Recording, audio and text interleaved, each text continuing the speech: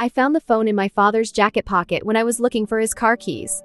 He'd asked me to move his car from the driveway so Mom could get out for her dentist appointment, and I'd grabbed his jacket from the hook by the garage door without thinking about it.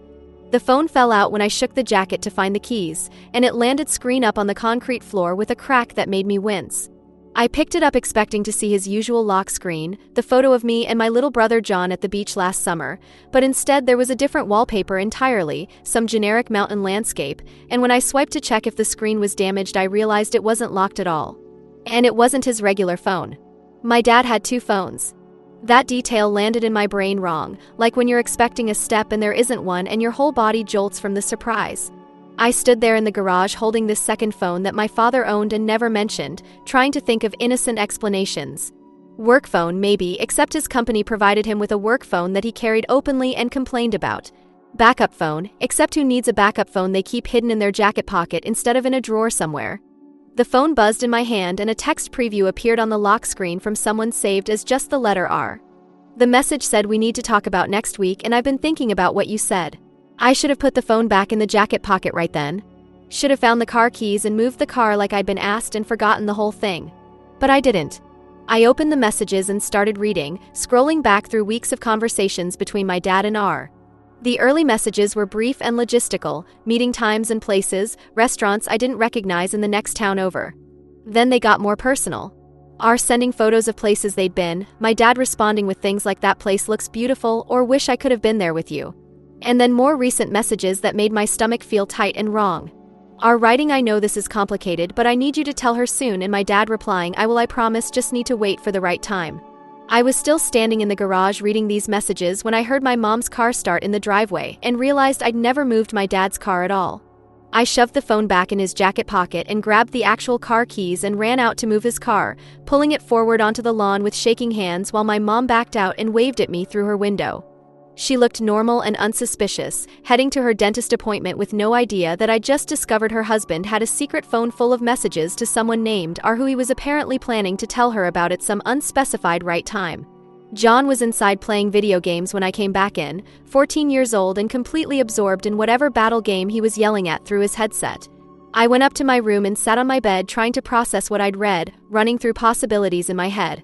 Affair was the obvious answer, the one that explained everything, including the secrecy and the hidden phone and the messages about needing to tell her soon. But my dad wasn't the type to have an affair, or at least that's what I would have said with absolute certainty an hour ago. He was steady and reliable and boring in the way dads are supposed to be, home for dinner every night, helping John with homework, watching renovation shows with Mom on weekends. He'd been married to my mom for 20 years, been with her since college, had the kind of relationship that seemed stable enough to be furniture you didn't think about. I couldn't focus on anything else the rest of the day. Did homework without retaining any of it, scrolled through my phone without seeing anything, made conversation at dinner that I forgot immediately after speaking. My dad was acting completely normal, talking about his day at the office and asking John about school and mentioning that he needed to trim the hedges this weekend. I watched him across the table and tried to see evidence of deception in his face, tried to spot the liar underneath the dad performance. But he just looked like himself, maybe slightly tired, but that was normal for him. Mom was normal too, eating her chicken and talking about the dentist appointment and a problem with one of her co-workers. Everything was so aggressively ordinary that the hidden phone felt like something I'd imagined. Except I hadn't imagined it. It was still in his jacket pocket in the garage, and after dinner when Dad went to his home office and Mom settled in to watch her crime shows and John went back to his gaming, I went out to the garage and checked. The jacket was still there and the phone was still in the pocket. I pulled it out and took it upstairs to my room, telling myself I was just going to look one more time to confirm what I'd seen, then put it back and figure out what to do with the information. The messages went back 4 months. R's first message to my dad was simple, just "I found you after all these years and I needed to reach out," and my dad had responded with a phone number and the message, "Call me on this number only, don't use my main phone." That alone was damning, the immediate secrecy and the implication that he'd anticipated being found by someone. I scrolled through everything again more carefully this time, looking for context and details. R mentioned places they'd apparently both lived before, streets and buildings and restaurants that meant nothing to me. They referenced shared memories from what seemed like college or maybe earlier, inside jokes that made no sense without more information. And scattered through the messages were references to meetings, to lunches and coffee and walks in parks, always in the next town over or further away, never anywhere local where someone might see them. The photos are sent were mostly landscapes or food or coffee cups, the kind of generic images people share to maintain conversation. But there were a few that showed R's hand holding something or R's shoes standing somewhere, and in one photo taken in what looked like a hotel room mirror I could see R's reflection clearly enough to tell they were a woman, maybe late 30s or early 40s, with dark hair and a hesitant smile.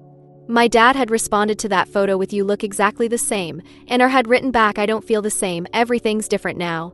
I spent maybe 2 hours reading and rereading those messages, trying to build a complete picture from fragments. The affair theory still fit most of the evidence, but something about the tone felt wrong for that. R wasn't writing like someone's mistress demanding decisions and commitments. She was writing like someone who had history with my dad that predated his marriage, someone who had found him after a long time and was trying to rebuild connection. And my dad wasn't writing like someone caught between two women. He was writing like someone who'd been keeping a secret for a very long time and was relieved to finally talk to someone who knew about it. The worst message, the one I kept coming back to, was from 3 weeks ago. R had written, "I know you built a life there and I respect that, but John has the right to know who his father really is," and my dad had replied, "That's not fair. You know why I had to disappear. You know what would have happened if I stayed. John has a good life here and I won't destroy that by telling him the truth." R had responded with, "We'll talk about this in person," and then there were no more messages for several days, like they'd had a conversation somewhere that wasn't documented. That message about John knowing who his father really is kept playing on repeat in my head.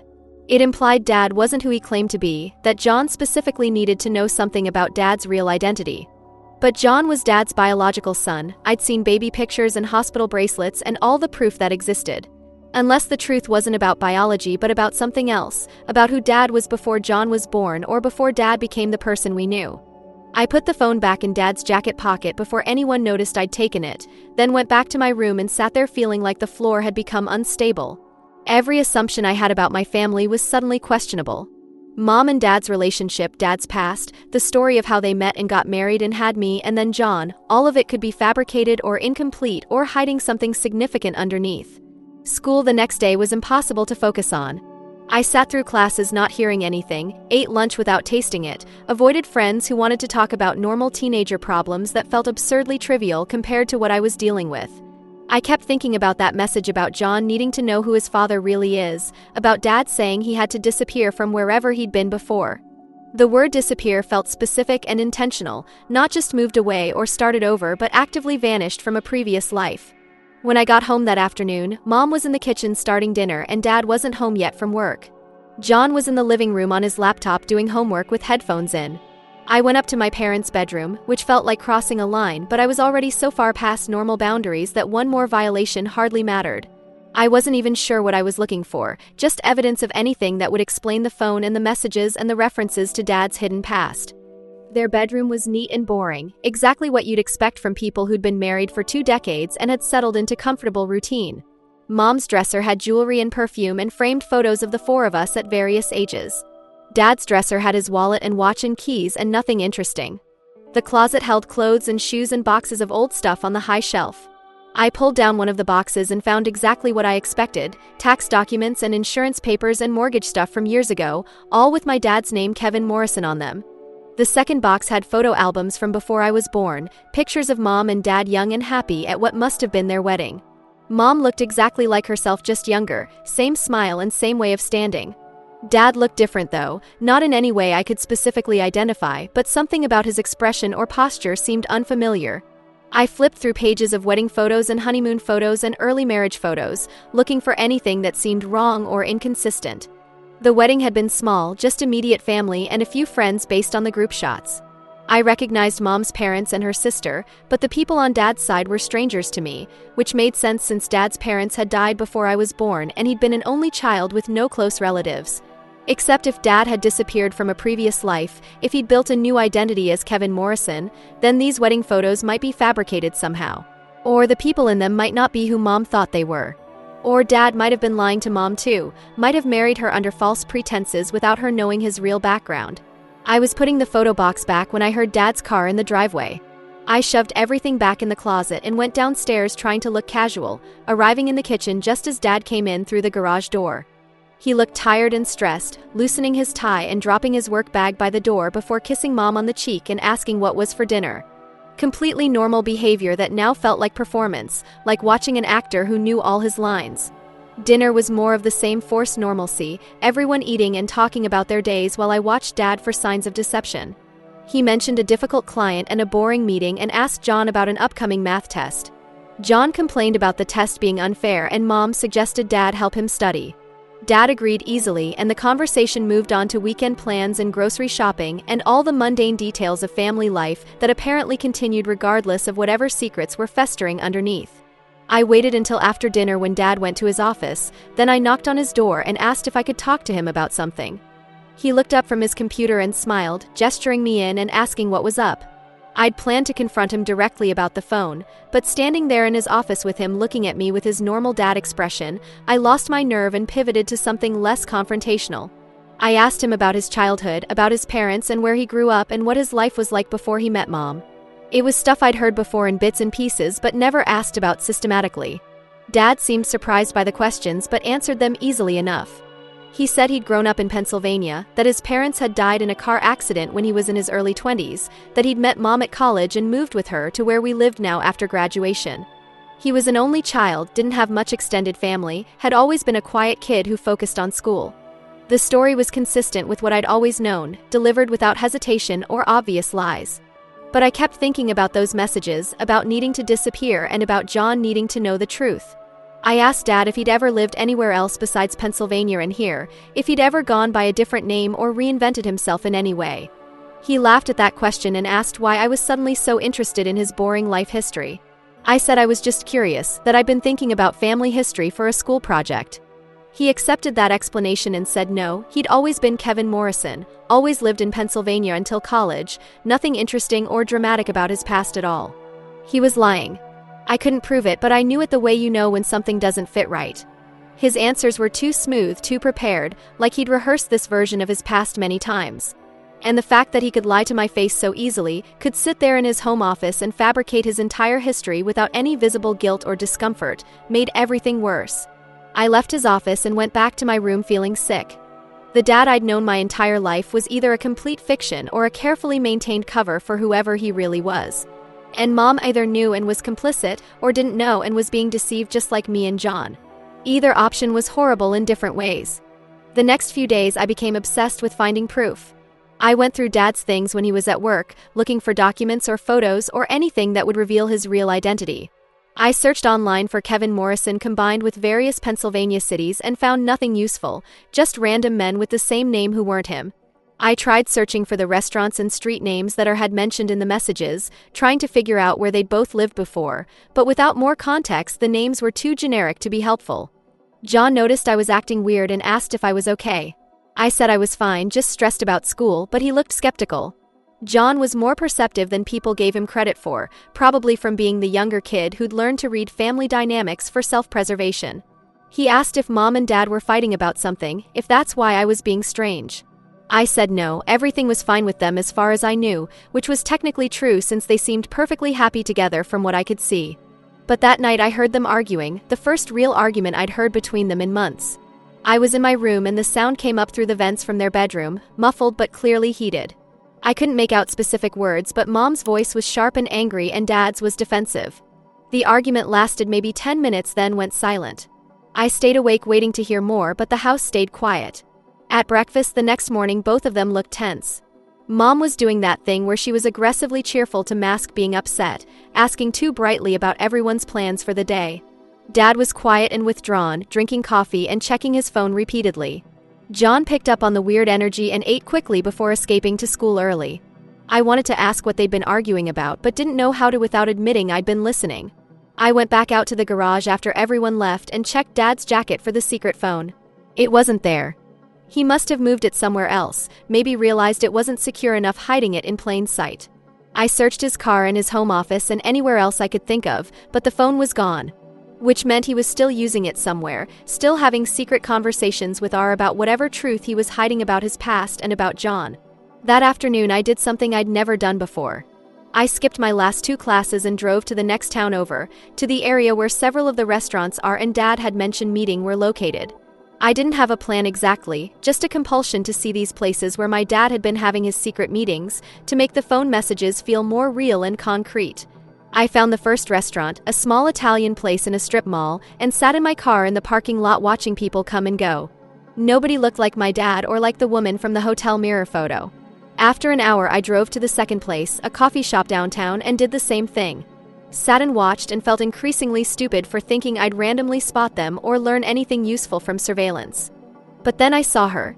The woman from the photo walked out of the coffee shop carrying a to-go cup and got into a car 3 spaces from mine. I recognized her face and her dark hair and the way she moved. She sat in her car for a minute checking her phone, then started the engine and pulled out. I followed her without thinking about it, keeping a few cars back the way people do in movies, feeling ridiculous and panicked at the same time. She drove to a small apartment complex and parked in front of one of the buildings. I pulled into a guest spot and watched her go inside, memorizing the building number and trying to figure out what to do next. Following her had been pure impulse, but now I was here and I had the opportunity to actually confront her, to demand answers about who she was and what she wanted with my dad. I sat in my car arguing with myself for another 10 minutes, then finally got out and walked to her building. The apartment door she'd gone into was on the first floor. I knocked before I could change my mind, and after a long pause she opened it. Up close she looked older than the photo, lines around her eyes and gray starting in her hair. She looked at me with confusion that shifted to recognition when I said I was Kevin Morrison's daughter. Her expression changed completely then, something like pain or guilt crossing her face. She asked how I'd found her, and I said I'd read the messages on Dad's phone, that I knew they'd been meeting and talking about secrets involving John and our family. She stood in her doorway, not inviting me in, just looking at me with this complicated expression that I couldn't read. Finally, she said I shouldn't be here, that this was between her and Kevin and I should go home and talk to my dad if I had questions.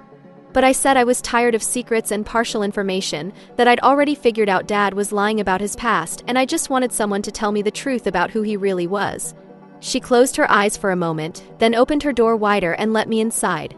Her apartment was small and sparse, like somewhere she'd only recently moved into or was planning to leave soon.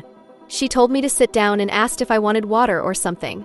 I said no, and she sat across from me and was quiet for a long time, clearly trying to decide what to tell me.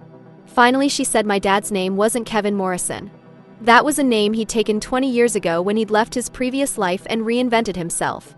His real name was David Brennan, and he'd grown up in Ohio, not Pennsylvania. He'd been engaged to her, whose full name was Rebecca, and they'd been planning to get married when something happened that made him disappear overnight.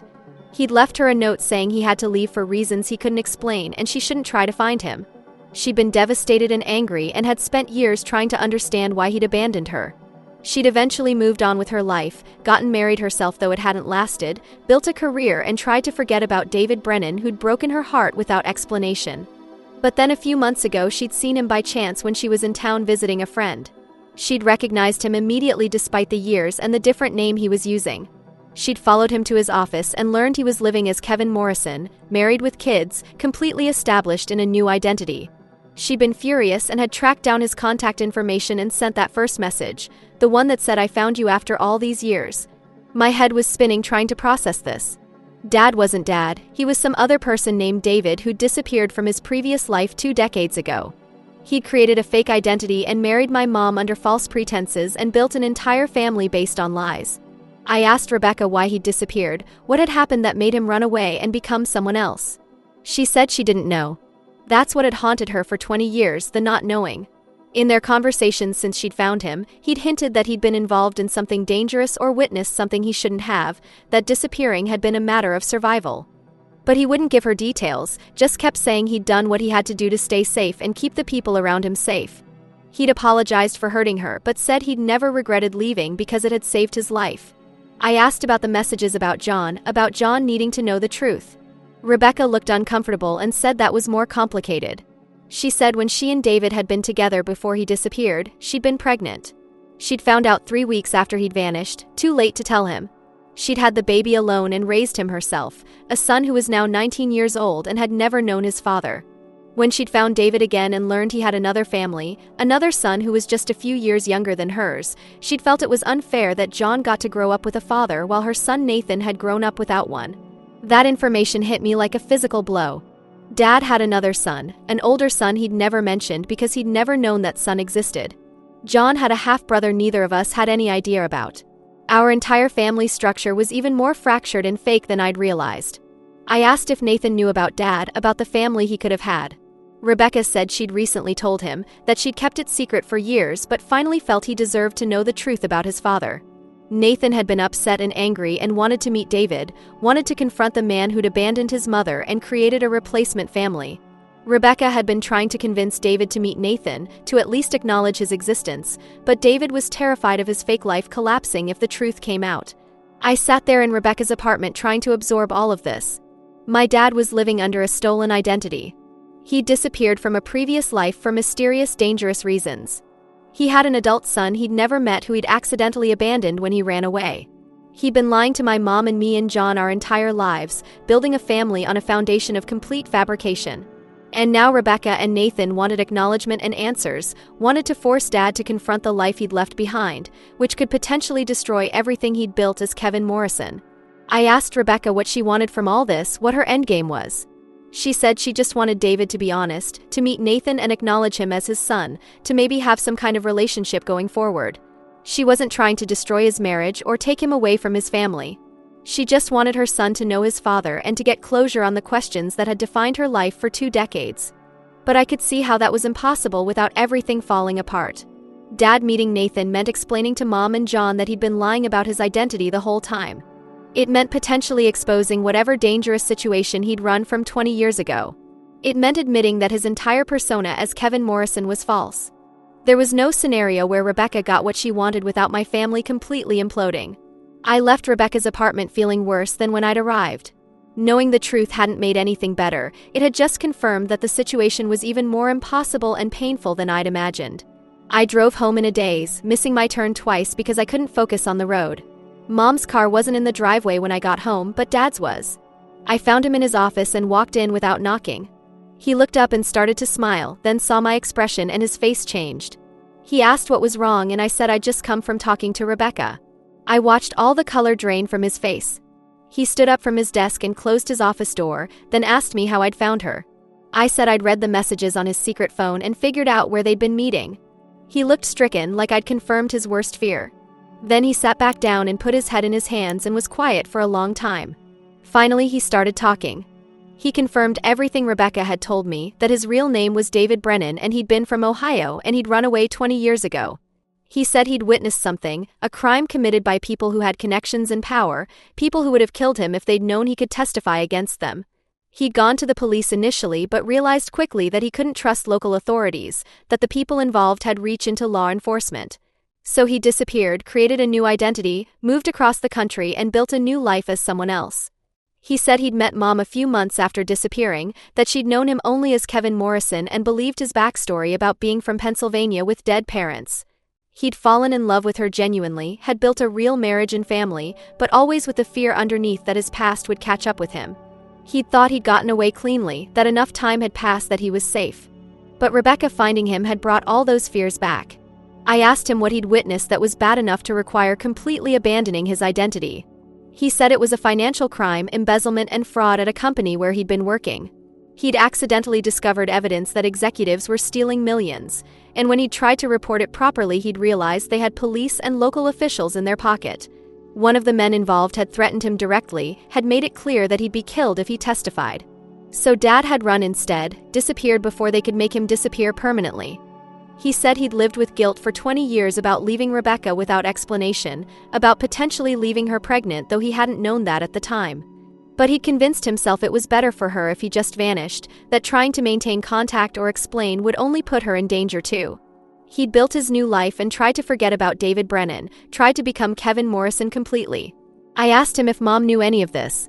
He said no, she thought she'd married Kevin Morrison from Pennsylvania, she had no idea his identity was fabricated or that he was hiding from his past. I asked if he'd ever considered telling her the truth and he said he'd thought about it constantly, especially in early years of their marriage, but the longer he waited the harder it became. How do you tell your wife of 15 years that you've been lying about your entire identity since the day you met?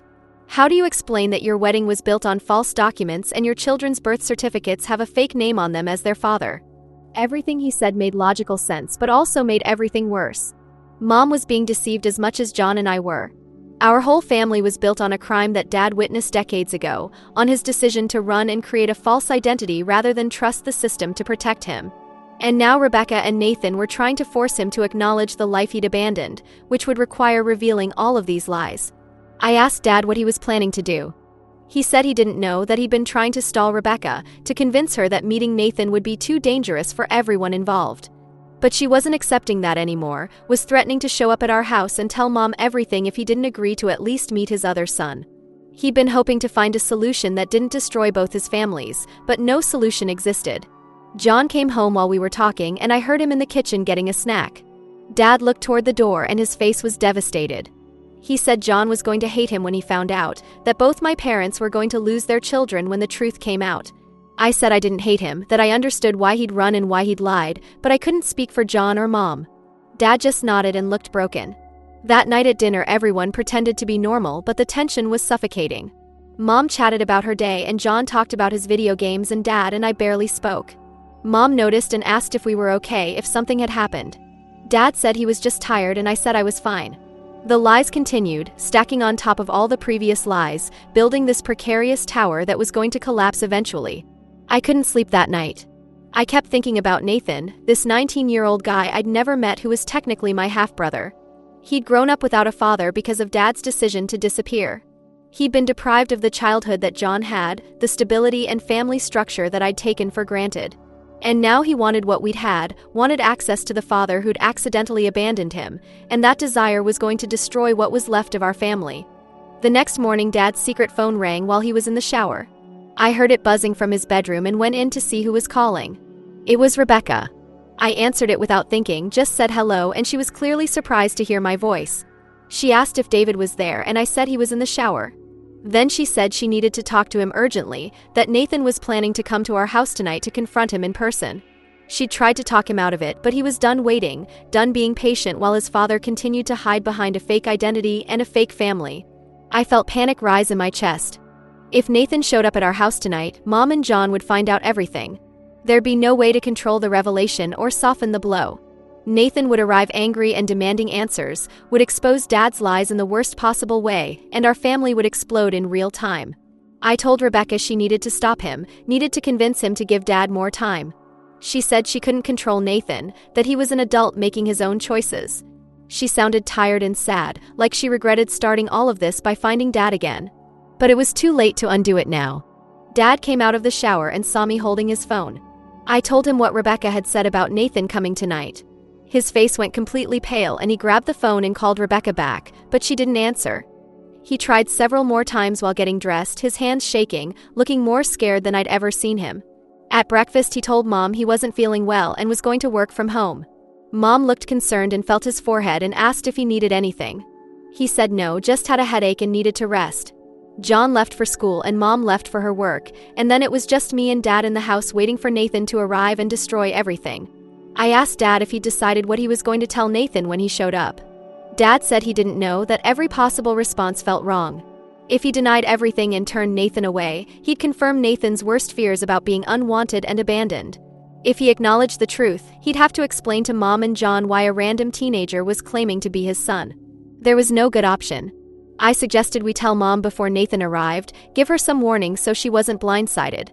But Dad looked horrified at that idea and said he couldn't, that he'd spent 20 years protecting her from the truth, and he couldn't just suddenly dump it on her now.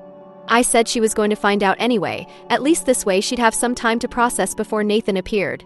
But Dad refused, said he needed to talk to Nathan first, needed to try to convince him to leave without causing a scene. We spent the whole day in awful anticipation. Dad called Rebecca repeatedly, but she never answered. I tried to focus on schoolwork but couldn't concentrate. We ordered pizza for lunch that neither of us ate. Dad paced around the house checking windows and looking outside like Nathan might sneak up on us. John came home at his normal time and asked why Dad was home from work. Dad said he'd had a light day and decided to work remotely. John accepted that easily and went to his room to do homework. I envied his obliviousness, his complete ignorance of what was about to happen. Mom came home around 6 and started making dinner. She kept asking Dad if he felt better and he said yes, the headache had passed. She seemed relieved and chatted about her day while cooking. Every time the doorbell rang or a car drove past our house, Dad tensed up. But evening wore on and Nathan didn't appear. By 9 p.m. I started to think maybe Rebecca had convinced him not to come after all, that we'd gotten a temporary reprieve. Dad looked exhausted from the stress but slightly hopeful that we'd avoided disaster. We were all in the living room watching TV when the doorbell finally rang at almost 10. Mom said that's late for visitors and got up to answer it. Dad stood up too, looking panicked, but Mom had already opened the door. I heard her say, "Can I help you?" and then a young man's voice saying, "I'm looking for David Brennan. I was told he lives here." Everything stopped. Mom's confusion was visible even from where I was standing. She said, "There's no David Brennan here. You must have the wrong address." But Nathan said, "No, I have the right place and I know he's here, and please just tell him his son Nathan wants to talk to him." Dad walked to the door and Mom turned to look at him, her face showing she'd heard Nathan's words but her brain hadn't processed them yet. Dad looked at Nathan, really looked at him, and I saw his expression crack. Nathan looked like Dad, same eyes and same jawline and same way of standing. The resemblance was unmistakable once you saw them together. Nathan said, "So you're David Brennan," and Dad just nodded, unable to form words. Mom was looking between them, starting to understand that something significant was happening but not yet grasping what. She asked Dad, "What's going on? Who is this person? Why is he calling you David?" Dad turned to her and his face was devastated. He said, "There's something I need to tell you, something I should have told you 20 years ago, but I was too afraid." And then he started explaining, standing right there in the doorway with Nathan and Mom and me watching, that his name wasn't really Kevin Morrison and he'd been hiding from his past, and Nathan was his biological son from before he'd disappeared and changed his identity. Mom's face went through several emotions in rapid succession. Confusion, disbelief, anger, betrayal, shock. She looked at Nathan and back at Dad and said, "You have another son. Our entire marriage has been based on a lie. You're not even who you said you were." Her voice kept getting louder and John appeared at the top of the stairs asking what was happening. Everything collapsed after that. Mom screaming at Dad that their whole life was fake. Nathan standing in the doorway crying because his father was even worse than he'd imagined, someone who'd built a replacement family while denying his first son's existence. John demanding to know what they were talking about. Dad trying to explain and making it worse with every word. Me standing there watching my family disintegrate in real time, knowing that this moment would never be undone, that we'd never go back to the comfortable lies we'd been living with. Mom told Dad to get out. She said she needed him gone immediately, that she couldn't stand to look at him. Dad tried to argue that they needed to talk about this, that he could explain everything properly, but she screamed at him to leave. He looked at me and John and Nathan, then grabbed his keys and wallet and left without another word. Nathan left too, saying he was sorry for causing this but he'd needed to know the truth. I almost ran after him but didn't know what I'd say. He was my half-brother technically, but also a complete stranger whose arrival had just destroyed my family. John was pale and shaking. He kept asking if it was true, if Dad had been lying about everything.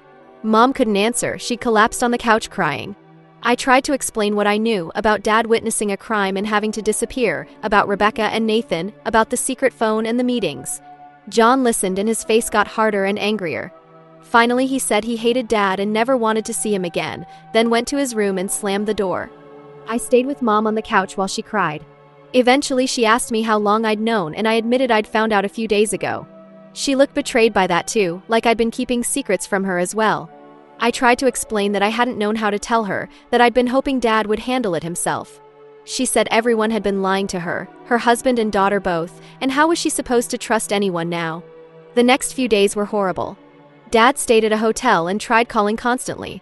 Mom wouldn't answer. John wouldn't talk to him either. I answered once and Dad begged me to convince Mom to let him explain properly, but I said there was nothing to explain that would make this better. He'd built our entire family on lies and now the truth had destroyed everything.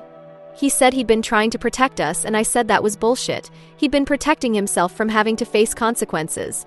School became impossible to focus on. I walked through classes like a zombie. Friends asked if I was okay and I said I was fine, family stuff. How do you explain that your father is actually someone else entirely and has another secret family? Mom filed for divorce within a week.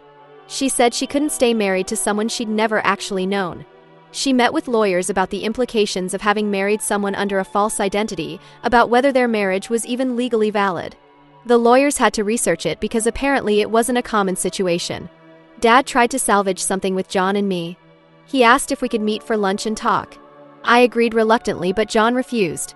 At lunch, Dad tried to explain his perspective again, about the crime he'd witnessed and the threats he'd received and how desperate he'd been to survive. He said everything he'd built as Kevin Morrison had been real even if the name was fake, that his love for us was genuine even if his identity wasn't. I wanted to believe him but couldn't trust anything he said anymore. How could I know what was real when he'd proven himself capable of lying so thoroughly for so long? He said he understood if I hated him, but he hoped eventually I'd forgive him. I said I didn't hate him, but I didn't know who he was anymore, and that person who'd been my dad for 17 years was apparently fiction. Rebecca called me a few days after everything exploded. She apologized for the way it had happened, said she'd tried to prevent Nathan from showing up like that, but hadn't been able to stop him. She asked how everyone was doing, and I said terribly, exactly as bad as you'd expect. She was quiet, then said she'd never wanted to destroy our family, she just wanted Nathan to know his father. I said, well, he knows him now, for whatever that's worth, and we're all paying the price for your closure. That wasn't fair to her, but I was angry at everyone involved. Dad for lying, Rebecca for finding him, Nathan for forcing the confrontation, even Mom for not somehow having figured it out sooner. Everyone had made choices that led to this moment, and now me and John were the ones suffering most from those choices. John eventually agreed to see Dad after Mom insisted we needed to maintain some kind of relationship with him. We met at a neutral location and John barely spoke. Dad tried to talk about normal stuff, school and video games and anything but the disaster that was our family. John answered in one-word responses until finally Dad asked him directly if he'd ever be able to forgive him. John said he didn't know, maybe never, then got up and left. I stayed and told Dad that John was taking it hardest, that he'd worshipped Dad and now felt completely betrayed. Dad started crying and said he knew that he'd destroyed his relationship with his younger son in the same way he destroyed everything else. I asked if he'd met with Nathan again and he said yes, they'd had coffee once. It had been awkward and painful, Nathan still angry but also wanting connection with his biological father. Dad said he didn't know how to be a father to Nathan while also trying to salvage his relationships with John and me. Mom started dating someone new after 3 months. She said she wasn't serious about him, just needed to prove to herself that she could trust another person. But it felt fast and desperate. She'd ask me if she looked okay before going out and I'd say yes, then sit home with John feeling weird about our mom having a new boyfriend before the divorce was even final. The divorce got complicated because of Dad's false identity. Apparently all their joint assets were technically under Kevin Morrison's name, which wasn't a real person legally. Lawyers had to figure out how to separate assets that legally belonged to no one. It dragged on for months, costing huge amounts in legal fees that made both parents bitter and stressed. I applied to colleges that year and lied on every application. Asked about my family situation and I wrote the standard 2-parent household with 1 sibling, didn't mention that one parent was actually someone else or that I had a secret half-brother. The lies felt appropriate given where I'd learned them from. Nathan reached out to me on social media asking if we could talk. I didn't respond for weeks, then finally agreed to meet him for coffee. He looked nervous and apologetic, kept saying he knew he'd caused a disaster, but he just needed to know where he came from. I said I understood, but that didn't make it hurt less. We talked awkwardly for an hour about our lives, finding weird commonalities in how we'd both grown up not knowing the full truth. He asked if John would ever want to meet him and I said probably not, John was still too angry at everyone involved. At the end he asked if I blamed him for destroying our family. I wanted to say yes, but the honest answer was more complicated. He'd been the catalyst, but the destruction had been built in from the start, from Dad's decision to create a false identity and marry Mom under false pretenses. Nathan forcing the issue had just revealed what was already broken underneath. I graduated high school that spring. Both parents came to the ceremony and sat on opposite sides of the auditorium. Dad had started using his real name again legally, going through the process of reclaiming David Brennan as his identity. It was complicated because technically David Brennan had been legally dead after 20 years of no activity, but lawyers were sorting it out. Watching him exist in this liminal space between identities, neither Kevin nor David but something damaged and incomplete, was sad in ways I didn't know how to articulate. John still barely speaks to him. They have mandatory weekly dinners that Mom insisted on, sitting in uncomfortable silence at restaurants while Dad tries to make conversation. John has made it clear he's only doing it because Mom requires it, not because he wants any relationship with the man who lied to us for our entire lives. Mom finalized the divorce and sold our house. Too many memories tied to the fake life we'd had there. She bought a smaller place closer to her work and took John with her. I went away to college, grateful for distance from all of it. But the damage isn't something I could leave behind geographically. I don't know how to talk to people about my family. The true story is too complicated and painful to explain casually. So I lie, say my parents are divorced because they grew apart. Keep it simple and normal sounding. Add another layer of deception to a family built on deception, continue the pattern Dad established. Sometimes I wonder what would have happened if Rebecca had never found him, if we'd all just continued living the comfortable lie indefinitely. Would that have been better? Probably not in any meaningful way, but at least the illusion of family would have stayed intact. Now we're all trying to build something real from pieces of something fake, and I don't think any of us knows how. Dad calls every week asking how I am. We have careful conversations that stay surface level. I still love him in whatever way you love a parent who betrayed your trust this completely. But I don't know if I'll ever fully forgive him or if forgiveness is even what he deserves. He made choices that protected himself and hurt everyone around him, and now we're all living with consequences that aren't fairly distributed. John says he's never going to forgive him, that as soon as he turns 18 he's cutting contact completely. Mom has mostly stopped talking about him except to complain about financial issues related to the divorce. Nathan messages me occasionally with updates about his life, trying to build a sibling relationship from nothing. I respond politely but keep distance. He's not my enemy, but he's also not really my brother in any way that feels meaningful. This is what's left of my family. Broken pieces and forced interactions and simmering resentments that will probably never fully resolve. Maybe eventually we'll all find some kind of peace with it, but right now it just feels like permanent damage. The man I thought was my father doesn't really exist and never did, and the person who actually is my father is someone I'm still learning to know. And that gap between who I thought he was and who he actually is, that's something I carry around every day, this weight of disappointed trust that doesn't get lighter with time.